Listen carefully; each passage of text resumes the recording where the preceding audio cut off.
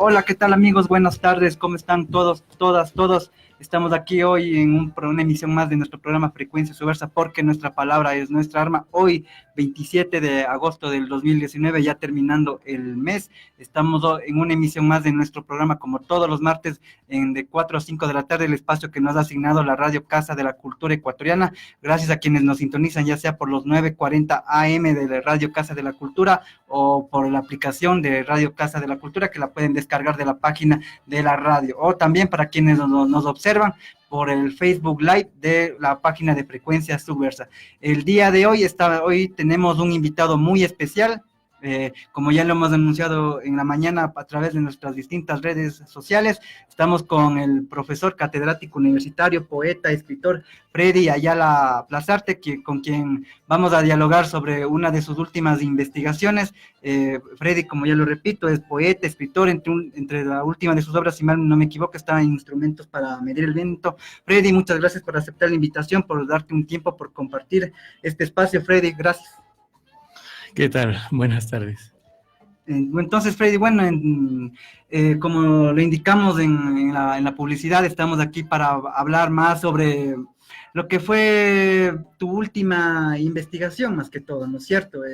Y la pregunta que yo te quiero plantear ahora es más o menos, sé que este es más o menos parte de tu investigación del doctorado, ¿no es cierto? Bueno, la pregunta que yo te quiero plantear ahora es ¿por qué lo haces en el doctorado? Porque sé que me contabas que en el masterado no habías tomado como que el rock, el metal en tus estudios. ¿Por qué decidiste ahora sí tomar una expresión artística como el metal extremo? Bueno, buenas tardes. Yo empecé haciendo lo que sería, estoy haciendo un doctorado en Historia y Ciencias de la Música en la ciudad de Madrid. Y estoy en mi cuarto año de los estudios, me falta un año más de trabajo. Y claro, la investigación, ahora estoy trabajando el tema de la música urbana porque me parece que hace unos 4 o 5 años, cuando yo hice la maestría, estuve estudiando lo que sería el tema del cuerpo, el tema de la representación artística, el tema de la masculinidad en unas obras de arte de un fotógrafo ecuatoriano, Pedro Herrera. Uh-huh. Y entonces, no, yo simplemente lo que quería era como saltar a otro campo de conocimiento. Creo que siempre estoy como saltando a nuevos campos de conocimiento, y en este caso quería entrar a estudiar un tema de la música, pero sobre todo temas que de pronto no son tan factibles, tan viables y no son tan conocidos. Entonces me propuse trabajar el tema del metal extremo porque me parece que tiene mucha riqueza historiográfica, literaria, culturalista, musical y urbana. Entonces, y desde ese punto de vista creo que me decidí por hacer esta investigación y estudiar específicamente el metal extremo, porque es uno de los subestilos, es uno de los estilos musicales más polémicos y más, se podría decir, más globalizados en la historia de la música popular urbana. Bueno, Freddy, qué chévere que hayas realizado este estudio, ¿no? Veo que en este último tiempo, en esta última década especialmente, no sé si me equivoco, a partir del estudio que hace Salva Rubio, creo que es en el 2011, si no me equivoco. Sí. En el 2011, o sea, como que comienzan a darse estos estudios, estos análisis académicos de lo que es de una expresión como el metal, ¿no es cierto? Quizás sí. Antes... Bueno, o sea, habría que clarificar ahí, ¿no? O sea, la propuesta de Salva Rubio es más historia, tiene que ver más con la historia, con una cuestión cronológica o cartográfica sobre esos dos libros del metal extremo. No sería tan académica su propuesta, ¿no? Pero es un material muy valioso porque sirve para tener en cuenta a una serie de bandas del underground entre los 80, los 90 y casi los 2000, que es lo que él hace. Diría que más bien los principales exponentes del metal extremo en lo que serían los estudios de la música popular son Robert Walser, Dina Weinstein, Silvia Martínez en España. Entonces ellos sí posiblemente estrictamente hicieron estudios académicos, en tanto que Salva Rubio tiene una visión más cartográfica o histórica, cronológica del metal extremo. Bueno, importante aclarar ese punto también, ¿no? Entonces, lo que te quiero preguntar ahora es, académicamente, ¿qué ofrece el metal extremo, el black metal, Sí, para es esos tonantes de estudio? un tema bastante extensivo. No sé en qué podríamos concentrarnos de pronto, si prefieres, podríamos concentrarnos de un tópico, ¿no? Es decir, trabajar una temática y a partir de eso seguir deslizando, porque sería bastante complejo, ¿no? Y bastante amplio hablar sobre lo que sería la cuestión filosófica, política, la cuestión cultural, la cuestión geográfica, la cuestión romántica, la cuestión más, podría decirse, la política pagana, la política satánica. Entonces nos llevaría como a muchos tejidos y sería como complejo hablarlos de todo. A lo mejor nos podemos concentrar en uno y partir de ese.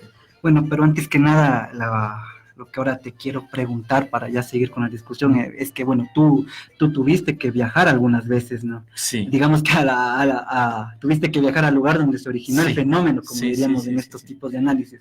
La pregunta es, ahora actualmente tenemos internet, tenemos incluso películas donde tenemos toda la información de cómo, por ejemplo, en Noruega, cómo se forjó este movimiento del black metal en este caso, en Europa tenemos revistas, historias en los blogs. Con todo eso, ¿por qué tú decides viajar? O sea, como decimos aquí, ¿por qué te pegaste el viaje ir mismo Bueno, a las entrañas del fenómeno? quizá hay dos motivos, ¿no? El primero tiene que ver con una cuestión de acercarme al fenómeno, no desde una pantalla, no como tú lo has dicho, no de estos artefactos culturales, estas revistas, estos objetos culturales o estos productos periodísticos que estaban circulando desde los años 80 y 90, que a veces nos ofrecían una visión sobre el black metal. Incluso yo diría que era una visión que estaba cargada de misterio. Entonces, por una parte yo quería desacralizar esa mirada de mirar a través de algo un fenómeno, sino el hecho de estar en los lugares. Y por otra parte, creo yo, tiene que ver mucho con mis orígenes. Yo vengo yo nací cerca del volcán Cotopaxi y creo que parte de mis orígenes estaban relacionados, o bueno, yo crecí mucho con la cuestión de las montañas, del fuego, cerca de los árboles, hacía cometas, y entonces hay como un inventario de cosas de mi infancia relacionadas al campo y a la tierra y a la geografía y al viento. Y creo yo que cuando encontré el black metal, pero no es del sentido polémico, no es del sentido más politizado, sino es del sentido más geográfico y creativo, Ancestral. creo que me conectó mucho con los orígenes. Entonces, cuando ya estaba haciendo esta investigación, eh, nada más que pensé que yo tenía que ir a recorrer los lugares y por eso fui a Noruega en 2 ocasiones y he conocido como 5 ciudades: la ciudad donde nació Meijen, la ciudad donde nació Bursum, los pueblos donde nació Dartron. Entonces he tratado como un poco de ir recorriendo, haciendo fotografías de estos lugares y empoderando una experiencia etnográfica y vinculando a mi cuerpo al espacio geográfico para luego trabajar el cuerpo en el metal extremo. Y bueno, entonces en el primer viaje, ¿qué fue lo que encontraste? ¿Qué fue quizás lo que más te impactó? Ya teniendo en cuenta lo que ibas a estudiar, claro. Ujú. Bueno, el primer viaje fue muy emotivo y fue como un descubrimiento, ¿no? Es decir, con un poco de, creo yo que me pasé como 17 años o 18 años leyendo sobre la cultura noruega. Estaba averiguando sobre las Stavkirker, estaba averiguando sobre un poco el folclore, estaba averiguando un poco sobre sus bosques. Y cuando esto se materializa hace 2 años en el primer viaje, es todo un descubrimiento porque yo llego a Oslo, casi no conocía a nadie, solo tenía como un amigo que por ahí ocasionalmente se asomó un par de ocasiones y que yo iba a ir de Oslo, luego me iba a ir hasta Bergen y casi sin conocer a nadie, ¿no? Entonces llegué y empecé como un poco a tratar de recorrer o a descubrir ciertos puntos que me puse como meta. Por ejemplo, estuve en Holmenkollen, que es una de las iglesias que había sido quemada por, por Vikernes, por Eurónimos y por Barfaus.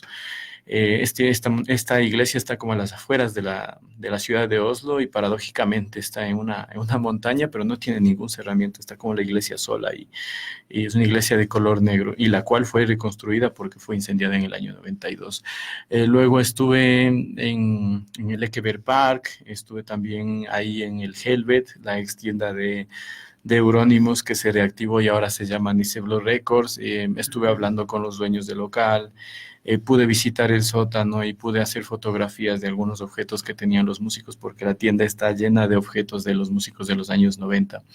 Y por otra parte, luego cuando fui a Bergen, ese primer viaje, me fui a recorrer unos bosques y escalé, bueno, no sé si, no podría decir tanto que escalé, pero sí llegué hasta un nevado. Entonces subí a un nevado llamado Ulriken, que es el lugar que corona la ciudad de Bergen. Y estuve recorriendo parte de estos bosques que se llama el bosque del Floyen, ¿no? Entonces estuve recorriendo esto, luego también fui a visitar la iglesia de Fantov, la iglesia que fue quemada por Barbikerners, y estuve recorriendo un par de calles que yo observaba del libro True Norwegian Black Metal que había hecho Peter West. Entonces estuve tratando de ubicar algunas de estas calles. Está muy cerca también el Grey Hallen, donde se hicieron la mayoría de álbumes de Black Metal. Diría que Bergen es una ciudad muy, muy cultural, ¿no? Entonces, un poco estuve recorriendo esto, pero por lo demás fue ya el empoderamiento de lo que era el camino en cada uno de estos lugares. Y luego he podido regresar hace unos meses hacia allá. O sea, También. todo un tour para un fanático del black metal. Podría ser. Y bueno, entonces, ¿a qué conclusiones has llegado en estos viajes? Bueno, Hablamos... creo yo que todavía las conclusiones no las he podido como escribir, ¿no? Ni en la investigación. Estoy en un proceso de reconstrucción de toda la experiencia. Podría decirte que me di cuenta de que el paisaje es casi como el museo allá en este país. Hay una importancia rotunda a la vida rural, más que a la vida urbana. Uno creería que son ciudades grandes, son ciudades pequeñas y los pueblos son mucho más pequeños y la mayoría de músicos de black metal provenían de los pueblos, ¿no? De esta vida de la maderera, yo diría de una vida maderera y es donde ellos ensayaban. Entonces lo que te podría decir es que la utilización del paisaje es muy determinante porque tiene que ver con el sistema de vida tradicional que ha preponderado la política noruega. Es decir, no estamos hablando solo de un tema de música, estamos pensando que a partir de la música podemos reconocer ciertas políticas estatales incluso. Luego que cultural, luego que políticamente o irreverentemente o nihilistamente el black metal se plantea como una política de ir en contra del cristianismo, que se plantea coquetear con el nazismo en ciertos momentos, estamos en otro tema, pero creo que uno de los principios que ellos respetan de su tradición es precisamente el arraigo a la naturaleza desde la vida rural y desde incluso la práctica musical. Meijen en los años 80, sí, creo que en los años 80 ensayaba en unas casas de bosques, ensayaba en dos casas que estaban junto a los bosques. Y uno puede entender que por una parte respetaba la tradición, pero por otra parte para ellos era importante estar en estos lugares porque creaban estas atmósferas ocultistas que tenían que ver con los conocimientos herméticos del pasado, donde se gestaba esa supuesta iluminación en el bosque, una caverna, en un desierto. Y eso lo encontramos en relatos bíblicos y mitológicos. Claro. Sé que tú también has estudiado musicología, ¿no es cierto? Ahora entonces vamos a la más materia de fondo. ¿Qué tiene que ver aquí la música con esto que tú denominas los paisajes? Partiendo desde este caso de lo que ocurrió en Noruega en los años 90. Ya. Bueno, aquí hay que hacer una puntualización, ¿no? Es decir, hay que pensar el tema de dentro del contexto del metal extremo. O sea, vamos a seguir pensando dentro del contexto del metal extremo. Y si nosotros hacemos un pequeño paréntesis, estaríamos con el heavy metal, ¿no? El heavy metal como el subgénero que contiene a los demás subestilos y es el subgénero desde el cual parten los demás subestilos. Entonces está el thrash, death, doom, dark, etcétera, etcétera. Y el black metal es uno de estos subestilos que se desprende del heavy metal y que por excelencia dentro de lo que sería la música extrema es el subestilo que más recurre a representaciones del paisaje, a representaciones de la naturaleza y del folclore, a representaciones geográficas. Si tú, por ejemplo, observas una geocorporalidad del thrash metal, es muy industrial, muy urbana. Uh-huh. Si observas una geocorporalidad del death metal, aquí tenemos un esquema corporal, incluso aparecían los músicos en garages, aparecían también en fábricas, en lugares mucho más industriales. Entonces tú puedes darte cuenta que cada subestilo cumplía con un esquema o un estatuto de acuerdo a cómo se planteaba la letra, la vestimenta, incluso el sonido. Y en el caso del black metal me llamaba la atención mucho el hecho de que utiliza la geografía, de que utiliza utilizaba representaciones de paisajes de la naturaleza, sea en el ámbito invernal como sea en el ámbito más otoñal. Entonces empieza a crear unas atmósferas románticas, unas atmósferas un poco tristes, deprimentes. Entonces como que tú ves el paisaje y te genera tristeza, te genera algo de angustia, porque hay ahí una añoranza por el pasado. Entonces, dentro de la contextualización de mi tesis, he tenido que estudiar incluso el paisaje en el romanticismo alemán, porque en el siglo XVIII, siglo XIX, el romanticismo alemán estaba muy ligado a lo esotérico, a lo místico. Y resulta que ellos querían, los teólogos, no teólogos, sino se puede decir, los pensadores esotéricos que todavía había en el siglo XIX en Alemania, ellos querían recuperar su nacionalismo y querían recuperar sus tradiciones. Entonces, una forma para ellos de recuperar sus tradiciones era volver la mirada sobre la naturaleza, porque en este momento estaban secularizándose las religiones, especialmente la Ilustración estaba cooperando con el mundo judio-cristiano. Entonces, ese sistema eclesial estaba generando una idea de racionalización del mundo, una idea de la materialidad del mundo. Y contrariamente a eso, los románticos reaccionan, y los románticos son los que en cambio regresan la mirada sobre el paisaje, porque ahí estaban sus viejas religiones, las religiones pangermánicas, de donde devenían las mitologías nórdicas. Y a esto se puede llamar como una especie de paganismo moderno. Entonces, este arraigo a esa naturalidad que sucedió se manifestó incluso en la pintura. Te pongo dos ejemplos. Un ejemplo podría estarte hablando de Caspar Friedrich, que fue uno de los grandes pintores del paisajismo alemán, con muchas atmósferas sublimes, románticas, con bosques, la vida del hombre en el campo, etcétera. Cómo te enfrentas a un bosque. Entonces vuelven sobre una especie de melancolía existencial a través de la naturaleza. Y esta añoranza en un pasado lleva como a idealizar el paisaje, y al idealizar el paisaje también estás posicionando una territorialidad. Entonces, este romanticismo alemán también se manifiesta en Noruega, dentro de lo que sería el paisaje. Entonces, uno de los grandes pintores de este siglo es Theodor Kittelsen. Kittelsen, que es quizá el insigne pintor del paisaje pionero en Noruega, incluso que ha sido utilizado por la banda Burzum en algunas de sus portadas. Algunos de sus gráficos y dibujos, hay como 3 o 4, me parece, obras de Burzum que utilizan las portadas del pintor Kittelsen, porque Kittelsen es un pintor conocido en Noruega, pero no es conocido dentro de lo que sería el canon del arte occidental. Es más conocido Munch, por supuesto, con El Grito, pero no, Kittelsen no es conocido. Y Kittelsen hacía ilustraciones de hadas, de trolls, y hacía muchas pinturas sobre el paisaje noruego. Entonces, tú puedes ver que hay ciertos antecedentes que pueden dialogar con el black metal, porque el black metal hace una idealización de la misma forma que lo hacía el romanticismo alemán, y que también lo significa a través de su nacionalismo. Es decir, el paisaje casi equivale a nacionalismo en Noruega. Si tú hablas, por ejemplo, el paisaje amazónico, no reivindicas un nacionalismo estrictamente en Ecuador, reivindicas una multiculturalidad, una biodiversidad, pero ahí es muy claro el asunto, ¿no? Es decir, el paisaje equivale a nacionalismo, la geografía equivale a nacionalismo. Entonces, por eso yo te decía que de alguna manera sí, el paisaje, esta mirada del black metal al paisaje, sí respeta sus tradiciones. Es decir, es como hay un arraigo a la tradición, al sistema de vida rural de la cultura noruega.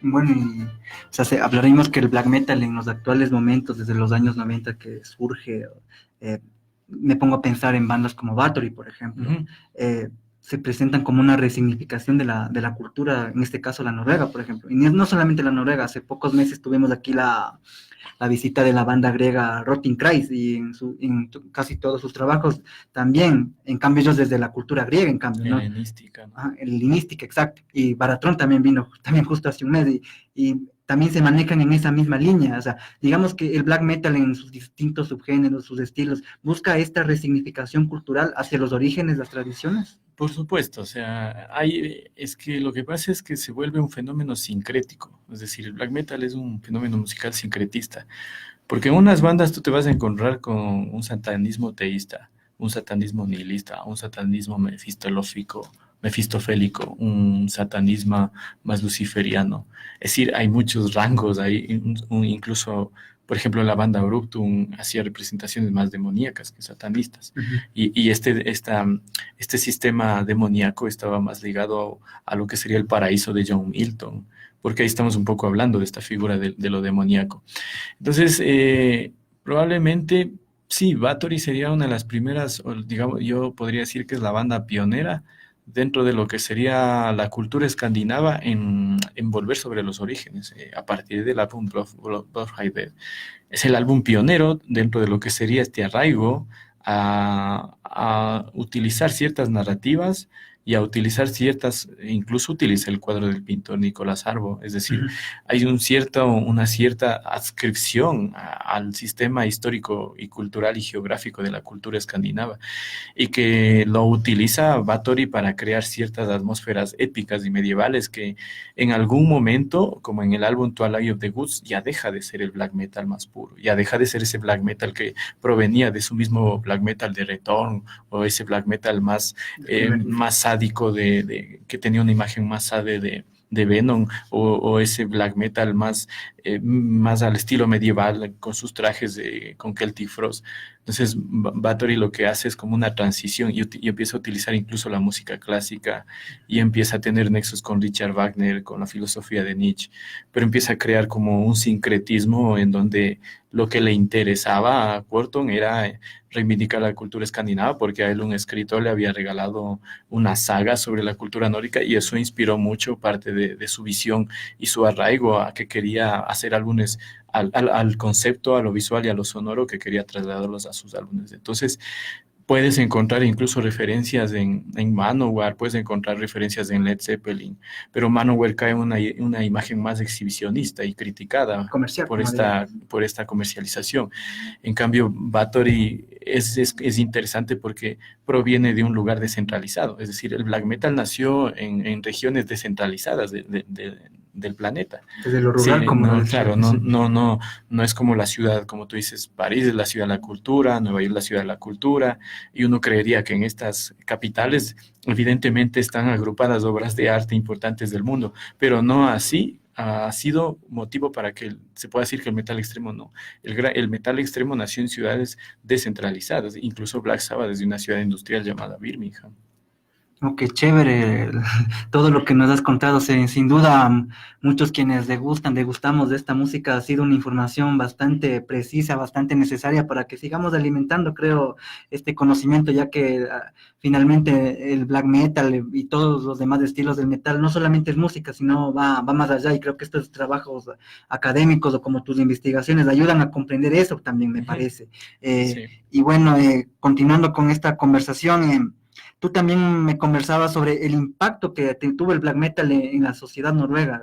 ¿Cómo nos podrías comentar, ya que tú estuviste en el lugar mismo, en las ciudades noruegas, y tú hablabas de un gran impacto en la cultura, en el imaginario social, como diríamos, del noruego, de la Noruega?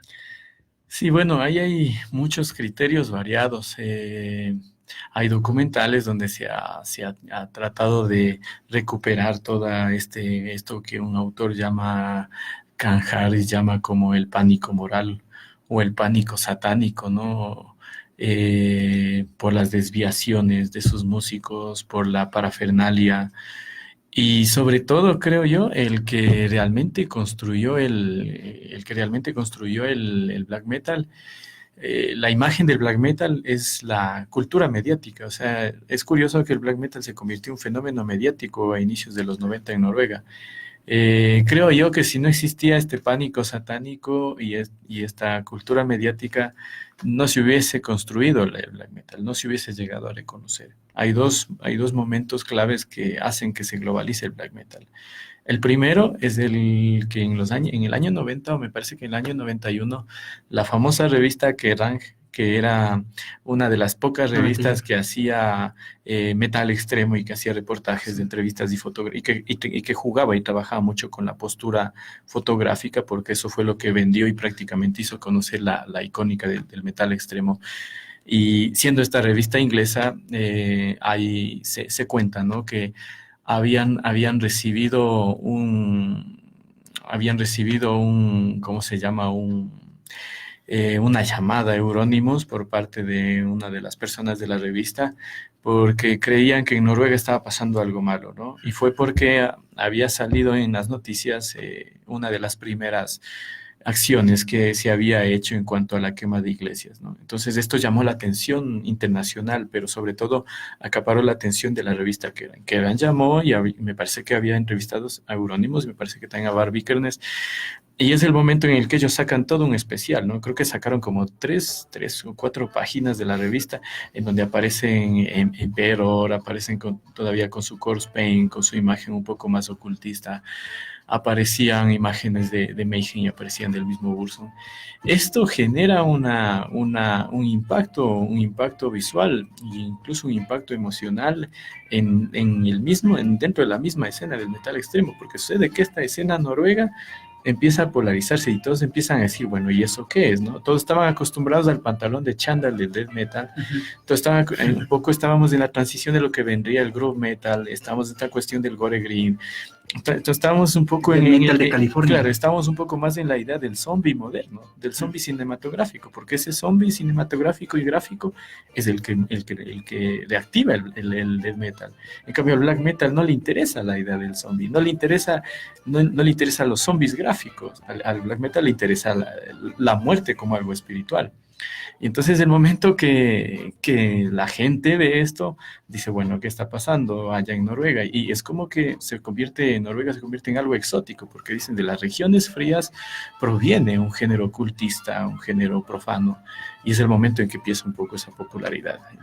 Y el otro momento tiene que ver con las declaraciones en la prensa que hizo internamente Bar Vikernes, ¿no? Cuando él había declarado que quemó las iglesias, no le comprobaron nada y salió. Pero el momento que claro, Dead se suicidó, paralelamente Barfaus asesinó a homosexual, y también sucede el asesinato de Euronymous, esto sucede como en un lapso de 3 o 4 años, es el momento en que desploma el black metal, es decir, se muere el black metal como música, se muere como su estilo, y empieza a existir como imagen el black metal.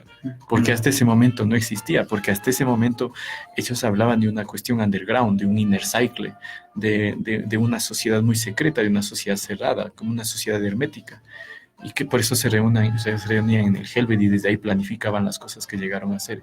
Entonces muere como su estilo el black metal, pero creo que vuelve a renacer la imagen comercial del black metal. Bueno, interesante, lamentablemente se nos está pasando el tiempo demasiado rápido para seguir conversando acerca de esto. Bueno, entonces vamos primero a los publicitarios de Radio Casa de la Cultura y seguimos conversando con Freddy Ayala Plazarte, nuestro invitado el día de hoy en Frecuencia Subversa. Enseguida regresamos. Promocionales y publicitarios en Radio CC.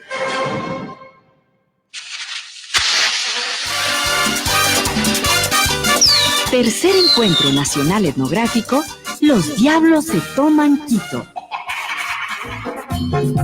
Participe del conversatorio con expertos en turismo, antropología e historia a las 4 de la tarde del 30 de agosto en la Sala Jorge y Casa de la Casa de la Cultura Ecuatoriana, y del desfile con las diversas comunidades y sus personajes. Los Diablos de Píllaro del colectivo La Gallada. Los Diablos de Ojalata del colectivo Los Puruáes de la ciudad de Riobamba. Los Diablos o Ayauma del Instituto ITI. Los Diablos de Alangasí. Los Diablos de Cantuña y el colectivo Relatos del Curupí de la ciudad de Quito. Les esperamos para este recorrido por las calles Reina Victoria, Avenida Patria y su concentración en el Parque de las Esculturas de la Casa de la Cultura Ecuatoriana. No faltes, tómate a Quito junto a los Diablos. La Casa de la Cultura Ecuatoriana y la Administración Zonal de la Mariscal, difundiendo y valorando el patrimonio inmaterial de nuestro país. No faltes, tómate a Quito junto a los Diablos.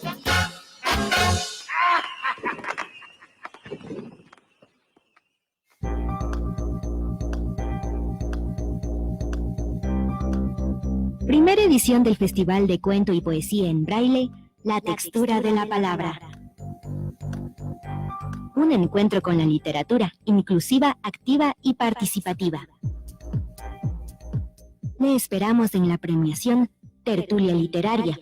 Habrá narración multisensorial de las obras ganadoras, además del reconocimiento a las y los participantes. El sábado 31 de agosto a las 5 de la tarde en la Sala Benjamín Carrión de la Casa de la Cultura Ecuatoriana. Le esperamos. La entrada es libre.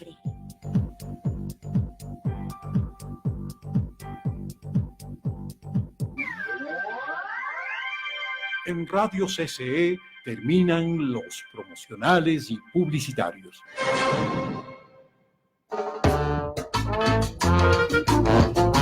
Y estamos de vuelta aquí en Frecuencia Subversa, en una emisión más de nuestro programa, con nuestro invitado Freddy Ayala Plazarte en una entretenida conversación acerca del black metal y los paisajes que hay allá en Noruega específicamente. Y bueno, ahora ya pasando de lo que significa el black metal, el significado que tiene en la cultura europea, en la cultura pagana, más bien como lo ha expresado Freddy.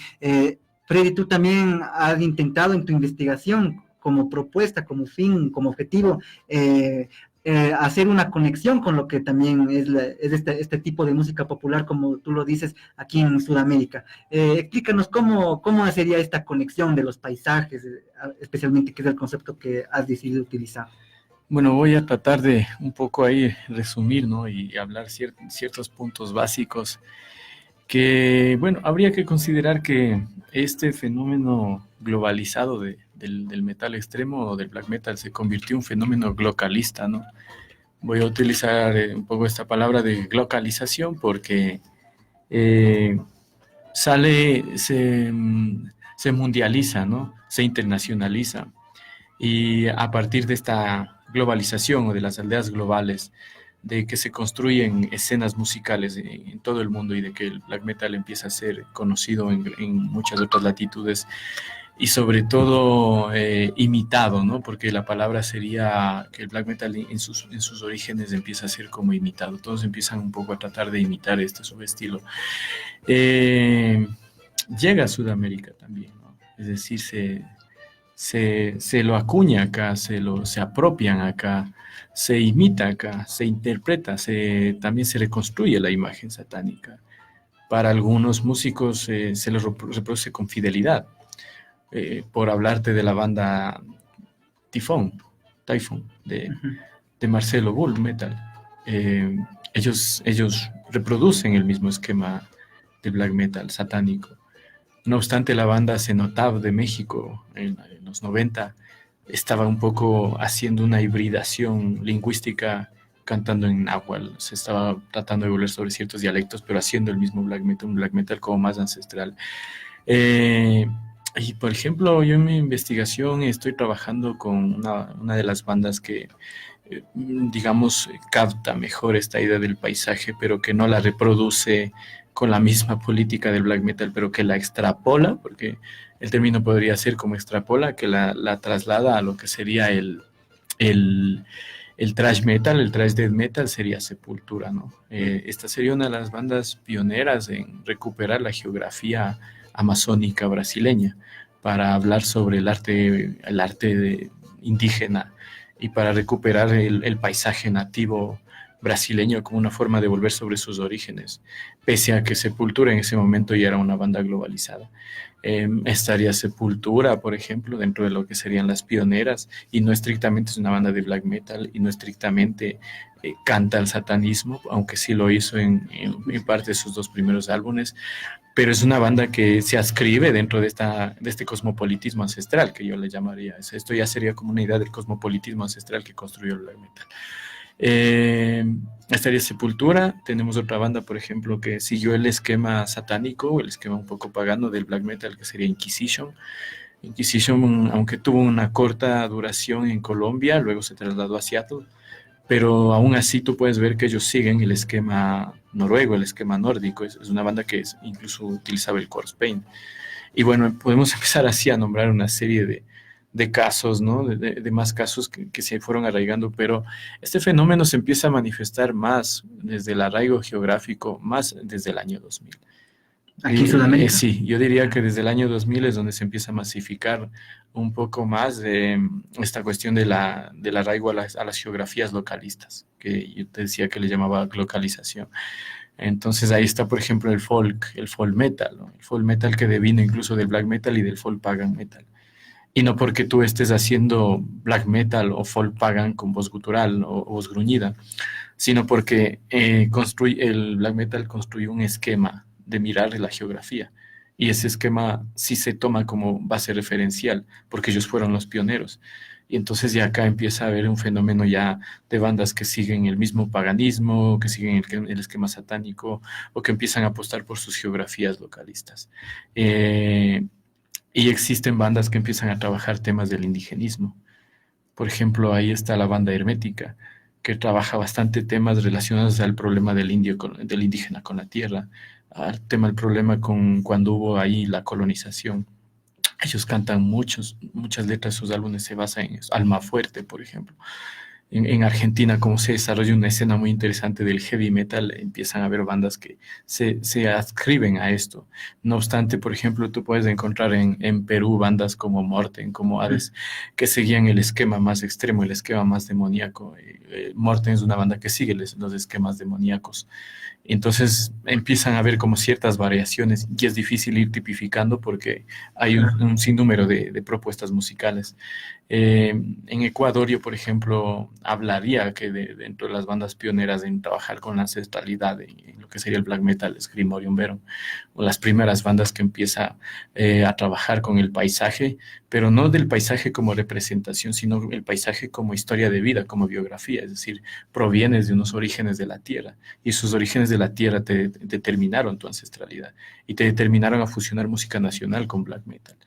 Entonces ahí tú puedes como reconocer también otra geografía, ¿no? La geografía no necesariamente tiene que ver solo con lo que representas, sino con ese espíritu que proviene de tus orígenes. Entonces hay músicos que venían de la tierra, hay músicos que venían del campo, y que cuando encontraron el metal extremo, encontraron el black metal, lo que sé yo, se dieron cuenta de que ellos podían reivindicarlo desde ahí, porque el black metal ante todo representa la fuerza, el poder, el orgullo, la misantropía, y tú te das cuenta que esos son aspectos a veces marginales. La misantropía sería algo marginal, pero tú te vas a ligar, si tú quieres protestar en tu espacio, te vas a ligar a lo misántropo, porque eso es lo marginal. Entonces te vas a reivindicar desde algo marginal.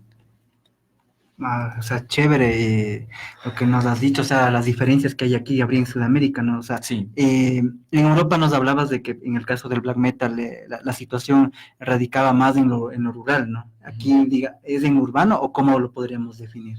O sea, yo diría que aquí hay también una cuestión rural y urbana, ¿no?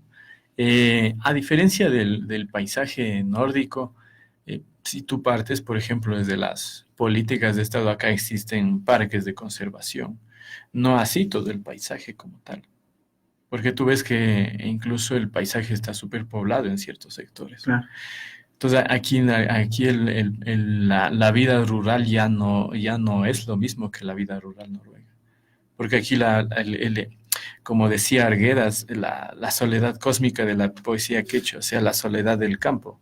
El campo se quedó solo porque desde la época de los 60, 70 empezó a haber una migración significativa en Bolivia, en Perú, del que el campesino se iba a vivir a la ciudad y que por eso nació por eso nació la cumbia que le cantaba al campesino, la tecnocumbia para ser más claros.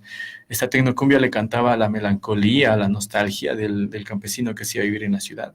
Entonces, lo que sucede en América Latina es un fenómeno difícil de abordarlo en cuanto a la migración. Hay una migración masiva. Toda la gente que vive en las ciudades o en las capitales son gente de provincia, la mayor parte. Por eso vienen las estratificaciones y por eso vienen, se podría decir, los clasismos, ¿no? Entonces, los pobres vivían en el sur, los que tenían dinero vivían en el norte. Entonces, esta migración que sucede internamente en lo que sería la parte andina, no corresponde. Por ejemplo, no, ahí podríamos estar hablando que existe una diferencia, ¿no? Que aquí ya no se prioriza mucho el sistema de vida rural y que el campo se ha ido quedando solo porque toda la gente se fue a buscar el progreso y el porvenir en la ciudad. Claro. Lo que no sucede en la sociedad noruega. En cambio, el gobierno repartía en los años 80 dinero. Cuando Noruega se hizo rica con el petróleo, repartía dinero a los poblados para que ellos sigan sosteniendo el sistema de vida ruralista. No se construyen edificios, sino casas de madera. Los noruegos tienen, por ejemplo, se compran casas de madera para irse a pasar las vacaciones ahí. Y entonces tú te das cuenta que en cambio acá el rural es el que regresa a visitar a su familia el fin de semana. Entonces nosotros respondemos ya a otras tradiciones. Y por eso ahí está la fiesta popular como una forma de tratar de reivindicar esa especie de no conciliación entre lo urbano y lo rural. Y ahí está el etos barroco y todo esto. En tanto que allá no sucede eso, allá está como claramente establecido el sistema. Claro, el sistema rural, vivir en un pueblo no sería como un complejo, o sea, no sería como avergonzarte. En cambio acá, el que viene de un pueblo tiene que enfrentar todas las paradojas que tienen que ver incluso con lo excluyente y a veces con lo racista, dentro de ese mestizaje que es complejo de explicarlo. Pero, o sea, hablamos de ese mestizaje, de ese avergonzamiento a los orígenes culturales, a las tradiciones de cuál uno proviene. ¿Y cómo podemos se puede reflejar esto en la música de metal extremo que has estudiado? Sí, bueno, eso es lo que te estaba comentando, por ejemplo, el caso podríamos estar hablando del caso de Grimorion Veron.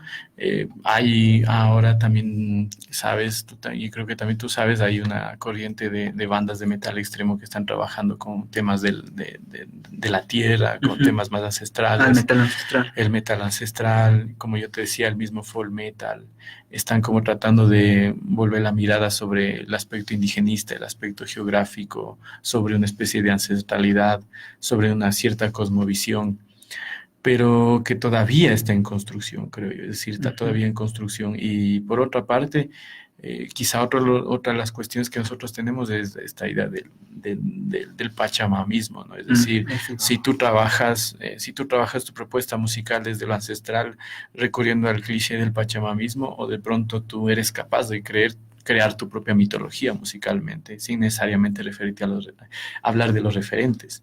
Y ahí te pongo, por ejemplo, un caso, o sea, Immortal es una banda que construye su propia mitología. No absorbe como parte del folclore de ahí, pero construye su propia mitología porque puedes pensar ahí en, ¿cómo se llama? En el reino que ellos crean, que se llama el Blashkir. El Blashkir es un reino que ellos crean ficticiamente. Entonces acá aparentemente se cree, o nosotros estamos un poco más pensando en que lo ancestral tiene que ver con las fuentes históricas, con las fuentes mitológicas. Y yo pienso particularmente que tú puedes construir tu mitología ancestral con la música. Y creo que eso todavía no creo, la mayoría han absorbido fuentes biográficas de nuestra propia cultura. Por supuesto que no está mal, pero son alternativas, ¿no? Claro, a inicios del mes de junio tuvimos aquí también la visita de otra persona que también ha decidido investigar estos fenómenos musicales, ¿no? Estuvimos aquí con Viviana Herrera compartiendo micrófonos en una entrevista y ella también nos decía que ella se dedicaba a estudiar esto del metal ancestral que hay aquí en las provincias de Imbabura, de Cañar, de La Suay, y ella indicaba que también era como una forma de resignificación también, ¿no? de la cosmovisión andina, frente a estas dinámicas del mestizaje, como por ejemplo de esta cuestión del folclorismo que hay hacia las comunidades indígenas. ¿Tú cómo has visto esto del folclorismo en cuanto a las comunidades indígenas, a los paisajes? O sea, yo puedo decirte en primera instancia que nada está por fuera del folclore. Incluso la investigación que haga Viviana también tiene que ver con el folclore. Hay que entender que el concepto de folclore situarlo en el concepto de pueblo. Folclore equivale casi a pueblo, a todo lo que concierne a un pueblo. Y entonces hay que pensar cuál es el folclore que se promociona institucionalmente. Ahí podría estar claro. Un poco el asunto. O sea, esa manera quizás medio peyorativa. Es decir, puede existir un folclore que está más ligado a una institucionalidad. Por ejemplo, cuando El Ministerio de Cultura ha hecho eventos folclóricos, que es por lo general lo que se ve ahí. Se ven danzas folclóricas, se ven la danza afro, la danza amazónica, la danza andina, y es casi una reproducción constante que eso se traslada incluso al sistema educacional, es decir, los colegios, las escuelas, cuando hay fiestas de Quito, todas están haciendo el mismo folclore. Entonces, mira, ese es el folclore institucional, el folclore que el mestizaje promociona como parte de nuestras tradiciones. Ahora, si tú, por ejemplo, quieres indagar en la ancestralidad, en los saberes, desde una música urbana, desde una suerte de hibridación musical, no deja de ser algo folclórico eso. Por supuesto que tiene que ver con una cuestión folclórica, porque eso involucra al pueblo, involucra una identidad urbana que está basándose en una ancestralidad también. Entonces, no deja de tener una dimensión folclórica. El asunto es que hay que saber cuál es el folclore que más se promociona, cuál es el folclore que se masifica. El folclore que se promociona y se masifica en los medios de comunicación o en la institucionalidad es el folclore más tradicional. En cambio, a lo mejor en este caso de la música urbana sería una especie de folclore con una nueva perspectiva, con una perspectiva urbana, con una perspectiva donde se fusiona. Pero como te decía, no deja de ser algo folclórico tampoco, porque de la misma forma tiene matices y aspectos folclóricos que le están caracterizando. ¿Y crees que desde la música extrema se pueda luchar contra esas representaciones que nos quieren imponer las instituciones del Estado, en decir que en verles a las comunidades indígenas desde una manera, no sé, alegórica, desde el pachamanismo? O sea, depende del nivel de compromiso, porque yo te hablo, por ejemplo, me parece que es la banda UXPA, que yo le menciono en mi investigación, la banda peruana UXPA, hacia los años 90, tenía alianzas políticas con la indigeneidad. Es decir, no es que cogía y lo hacía y decía, bueno, nos apropiamos de los imaginarios andinos o de los imaginarios indigenistas, indianos, y nos separamos y hacemos nuestra música. Ahí había un compromiso directamente político con ellos. Entonces ahí habría que pensar en realmente hacer un balance, creo yo. Es decir, si tú haces un balance y puedes llegar a pensar si es que en realidad hay qué tipo de propuesta hay. Es decir, esta propuesta mantiene solidaridad o no. O es una propuesta que raya en la imagen, porque también puedes caer en el peligro de que cuando representas estás haciendo imagen. Entonces hay que ver cuál es el nivel de compromiso y de representatividad o el nivel de solidaridad que mantienes realmente con esa diferencia. Si es que tú te propones desde esa política reivindicar, que como tú me decías, la reivindicación, porque de lo contrario tú lo puedes hacer como performática. Pero, o sea, y nada más, o sea, haces una performance de eso y no estás saltando a un espacio más de militancia, de disidencia, ni nada, porque ahí estamos como en otra dimensión, ¿no? Entonces, eso es como que da para hablar. Claro, o sea, sería un tema también al cual le tendríamos que dedicar todo un programa y con el cual podríamos generar muchos debates, digamos. Esto sería como para otro tema, por supuesto, un debate, porque entraríamos en otro campo, o sea, muchas cosas que de pronto no se han mencionado o he omitido ha sido precisamente por comprimir y un poco, llevar un poco al debate a esto que me has preguntado. Bueno, entonces, ya se nos está acabando el tiempo. Bueno, a ver, tomemos un descanso y vamos primero con unos saludos a quienes nos han escrito por el video en vivo de Facebook. Saludos a Camilo Méndez Guerrero, a Alejandro Tipán, a los panes de colectivo Latitud Subterránea. Dice, saludos, compas de Frecuencia Subversa, buen programa. Igualmente ustedes, panas de colectivo Latitud Subterránea. Saludos a Diego Fuentes, vocalista de la banda de punk Homicidio Sonoro y compañero de la carrera de Sociología y de la Central. Saludos a Javier Pérez, saludos a Tomás Quevedo también, qué bacán que nos estén sintonizando también. Saludos a Ronnie Alexander, vocalista de la banda de Ibarra, de Brutal Death Metal Insalubrity. Entonces, bueno, ya para finalizar, Freddy, sabemos que este mes de septiembre tú serás parte de un congreso ahí en Argentina, ¿no? O sea, dinos en estos momentos, o sea, en este poco tiempo que tenemos, ¿qué es lo que vas a proponer? ¿Qué vas a hablar allá? ¿Qué vas a compartir? Bueno, yo he tenido la oportunidad de conocer a un grupo de investigadores que están tratando de constituir una red de investigadores sobre heavy metal en toda América Latina. Y bueno, ellos conocían un poco mi propuesta, me habían ya propuesto a ver si es que puedo ir, voy a ver si es que puedo ir también. A veces tú sabes, acá no puedes como tener mucho auspicio, ¿no? Entonces Claro. creo que gran parte de las cosas que he hecho han sido de una manera más independiente, ¿no? Quizá esté un poco conectando porque hace un mes estuve en Zaragoza presentando parte de esta investigación. Estuve por allá haciendo cuestiones de mi doctorado y a lo mejor esto un poco se está conectando acá y me han invitado a hablar en esta ocasión. Voy a estar un poco hablando sobre esta idea del cuerpo ancestral, ¿no? Esta geocorporalidad desde la experiencia etnográfica que tuvo Sepultura con los indígenas Avante y cómo la experiencia etnográfica vivencial y esta mirada sobre los orígenes generó como una globalización ancestral al mismo tiempo, es decir, ratificó más la globalización ancestral que se venía dando desde el fenómeno nórdico. Entonces, esta corporalidad que propone Sepultura, de alguna manera, permite abrir ciertos interrogantes sobre la cuestión del arte corporal, la cuestión de la cosmovisión, la influencia de la música aborigen en la música urbana, esta cuestión de este sincretismo que los músicos lo llevaron a la escénica, que lo llevaron a los videos, y en qué medida sí está comprometido con la ancestralidad o en qué medida no está comprometido con la ancestralidad, o se utiliza esto como un vehículo de globalizar nomás tu tendencia. Entonces, yo voy a estar un poco hablando sobre esto ahí en Buenos Aires, en este congreso en el mes de septiembre. Chévere, y bueno, también para que aproveches y ya, es verdad, aún no está terminado tu libro, pero ya bueno, para que lo vayan sí. auspiciando desde aquí y para... Bueno, de pronto sí, siempre habrá alguien que le interese. Bueno, muy pronto estaré publicando, bueno, estará ya está en imprenta el libro, muy pronto estará haciendo la presentación, no sé si a lo mejor sea en septiembre mismo, pero estaré haciendo la presentación de un libro que se llama Una estridencia en el abismo de la luz, conexiones entre el arte occidental y el metal extremo, ¿no? Bueno, este libro un poco es parte de mis inicios, de mis estudios en música que hice en Madrid y que se fue desprendiendo de la investigación hasta que luego yo lo convertí en un libro.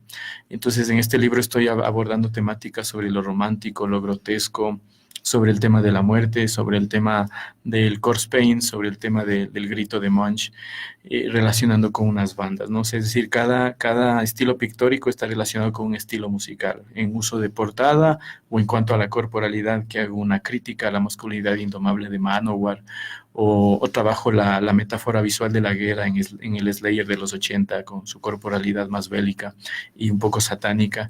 Entonces, bueno, es un libro que habla un poco de este tipo de referencias, así que, bueno, estarán pendientes y yo estaré informando a David cuando esté el libro. Sí, chévere, desde Frecuencia Subversa estaremos informando los pormenores del lanzamiento del libro de Freddy. Bueno, Freddy, algunas palabras finales para ya despedirnos. O sea, muchas gracias por haberme invitado y ha sido muy interesante haber venido a hablar y espero que en otra ocasión pueda hacerlo. Bueno, amigos, entonces creo que lamentablemente nos ha faltado el tiempo para seguir conversando, como Freddy mismo lo indicó, quedaron muchas cosas por ahí que quizás quedaron sueltas, pero bueno, esperamos también que, si es que es posible, tenerte otra vez aquí en el espacio, Freddy, fuera fantástico. Y bueno, amigos, nos estamos despidiendo hasta el próximo martes, esperamos ya tenerle aquí el próximo martes ya a Mateo, que está cumpliendo con sus labores de vinculación, no se preocupen, no se ha ido, él ya va a regresar. Entonces, amigos, nos estamos despidiendo. Muchas gracias a quienes nos han sintonizado como todos los martes. Gracias a ese personal. Esto fue Frecuencia Subversa, porque nuestra palabra es nuestra arma. Nos despedimos. Hasta el próximo martes. Chao.